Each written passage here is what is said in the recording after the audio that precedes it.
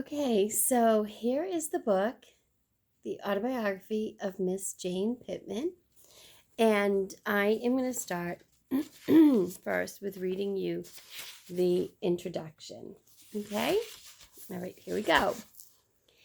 I have been trying to get Miss Jane Pittman to tell me the story of her life for several years now. But each time I asked her, she told me there was no story. I told her she was over 100 years old. She had been a slave in this country, so there had to be a story. When school closed for the summer of 1962, I went back to the plantation where she lived. I told her I wanted her story before school opened in September, and I would not take no for an answer.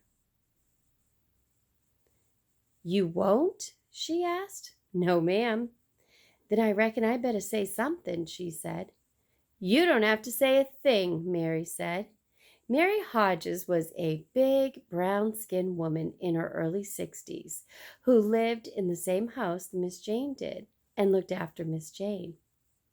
If I don't, he's going to just worry me to death, Miss Jane said. What you want to know about Miss Jane for? Mary said. I teach history, I said. I'm sure her life story can help me explain things to my students. What's wrong with them books you already got? Mary said. Miss Jane is not in them. Turn the page. It's all right, Mary, Miss Jane said. You don't have to say nothing unless you want, Mary said. He'll just keep on bothering me. Not if you tell him to stay away from here, Mary said. And I can always borrow ATN's shotgun. When you want to start, Miss Jane said. You mean it's all right? I said.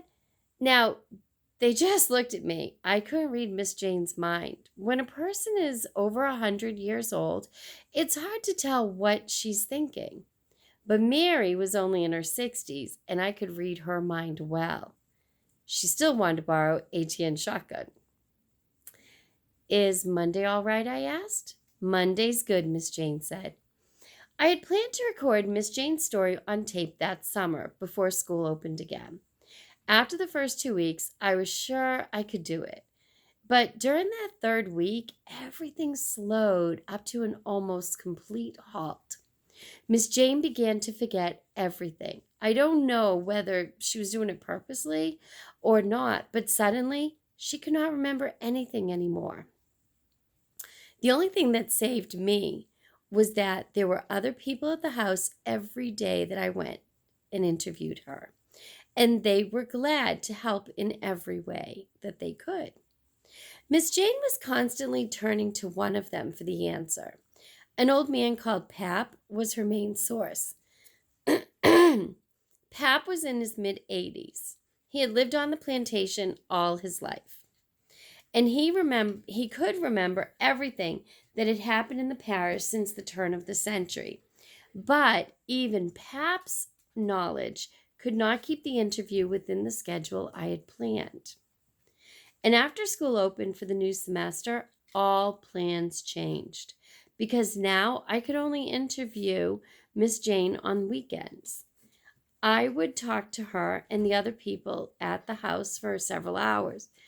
Then I would leave until the following Saturday or Sunday. I should mention here that even though I've used only Miss Jane's voice throughout the narrative, there were times when others carried the story for her. When she was tired, or when she just did not feel like talking anymore, or when she had forgotten certain things, someone else would always pick up the narration. Miss Jane would sit there listening until she got ready to talk again. If she agreed with what the other person was saying, she might let him go on for quite a while. But if she did not agree, she would shake her head and say, no, no, no, no, no. The other person would not contradict her because, after all, this was her story. There were times when I thought the narrative was taking ridiculous directions. Miss Jane would talk about one thing one day, and the next day she'd talk about something else totally different. If I were bold enough to ask, but what about such and such a thing. She would look at me incredulously. And, oh God, no, I just lost my space. There it is. And incredulously, and she would say, well, what about it?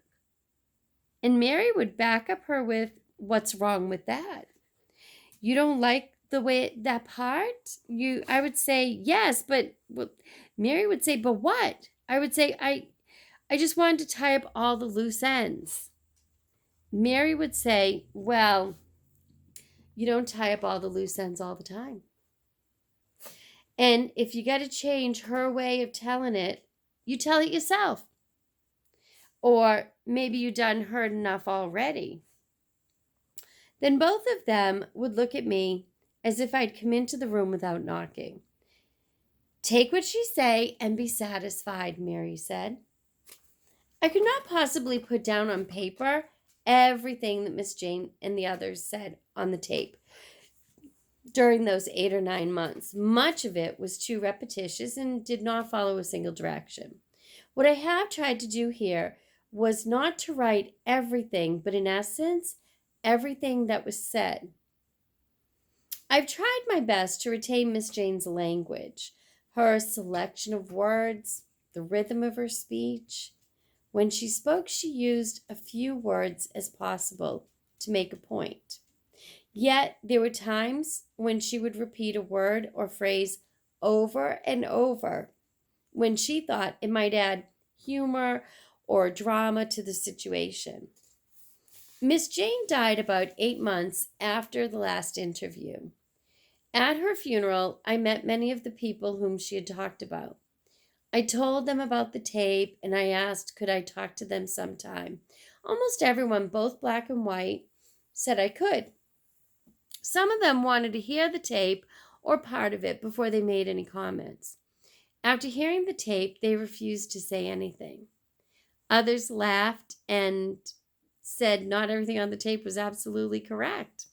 Still, others were glad to give information without listening to the tape at all. And in most cases, much of what was said was pretty close to what Miss Jane had said before. In closing, I wish to thank all the wonderful people who were at Miss Jane's house through those long months of interviewing, because this is not only Jane's autobiography, it is theirs as well. This is what both Mary and Miss Jane meant when they said you could not tie all the ends together in one neat direction. Miss Jane's story is all their stories, and their stories are Miss Jane's. The editor. So this gets us started into the introduction and just finding out a little bit about Miss Jane. And we know that when she's in the present day that there might be people at the house. I think we get a sense of Mary. Mary almost seems like she's protecting Jane. And that might be something you want to write down. You know, she is the heir. She's like Jane's caretaker. Excuse me. And she monitors when people come in. And we'll see Mary a few more times in the book. She's woven into the book. When Jane's telling her story, we'll go deep into whatever that time period is. And then when we come out of that particular chapter or that part of the story, then she'll be with Mary. So I'm so sorry that I'm yawning. So I want you just to realize that there are times where we will talk with the author, the history teacher, but most of the time we're just going to be listening to Jane's story. And so you'll see Jane a lot. You don't have to journal anything for the introduction. I just want to get you ready for it. Okay.